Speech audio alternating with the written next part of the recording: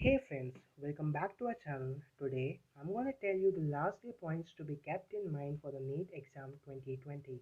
I know the fact that you must be under tremendous stress because of the exam, so I thought of coming up with a podcast to share certain tips with you. I will be dividing this discussion into three categories. The first, what is to be done as a measure prior to the exam day. Second, what is to be done on the day of exam. And third, what is to be done after the exam.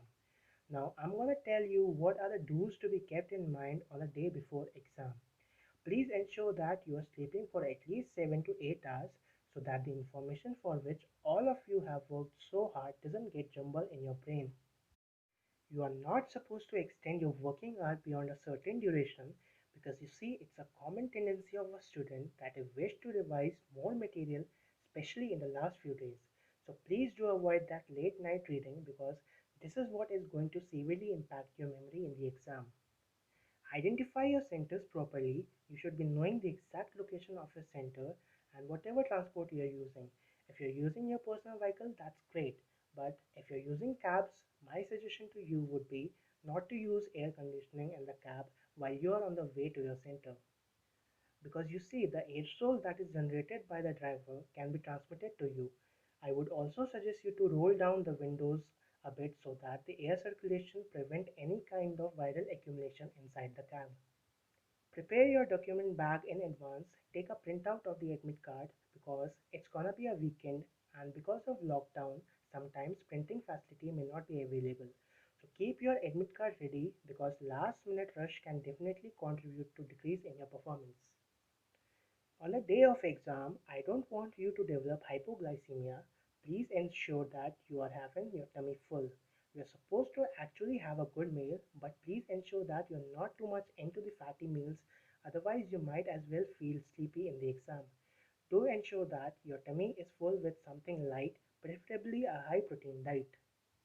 I also want you to reach the examination venue well before the time because it may so happen that because of any situation, you see, there can be traffic jams, there can be unexpected rain. So at times there are situations when students tend to get panic because they are rushing in the last moment. So please ensure that you are there at the venue at the right time. My next very important message for you guys is not to spend too much of time over one question. If you're not getting the question, just move on to the next question. And believe me, guys, mental strength is five questions go wrong and still you get the sixth one right.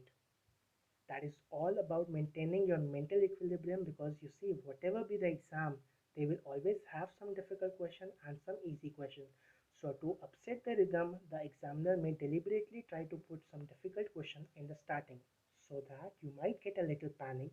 So keep your nerves and try to leave aside those questions and move on to the easier one. Also, do not waste time in the end. If you are left with few minutes, then you can go back to those difficult questions, but do not try to spend too much of time over one so that you have to rush through, let me say, 20 to 25 questions in the last 15 minutes.